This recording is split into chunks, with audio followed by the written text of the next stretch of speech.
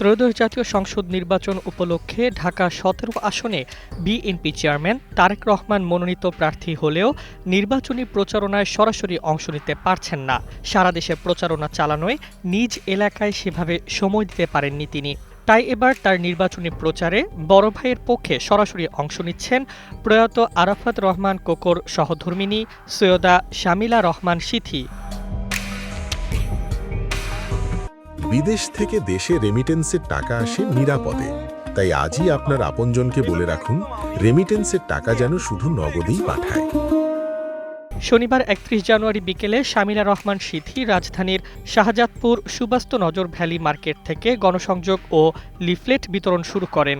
এরপর গুলশান এলাকার ডিএনসিসি মার্কেটেও তিনি উপস্থিত হয়ে ভোটারদের সাথে সরাসরি যোগাযোগ করেন এবং ভোট চেয়ে বক্তব্য দেন।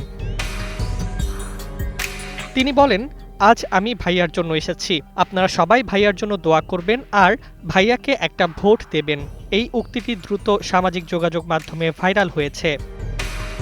এ সময় উপস্থিত ছিলেন বিএনপি নেতা ব্যারিস্টার নাসির উদ্দিনের স্ত্রী ব্যারিস্টার মেহনাজ মান্নান সহ স্থানীয় বিএনপি ও অঙ্গ সংগঠনের নেতাকর্মীরা।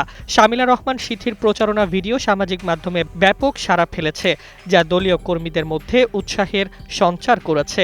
নির্বাচনী প্রচারণায় তার সরাসরি অংশগ্রহণ দলের একটি গুরুত্বপূর্ণ মাত্রা যোগ করেছে বলে মনে করা হচ্ছে।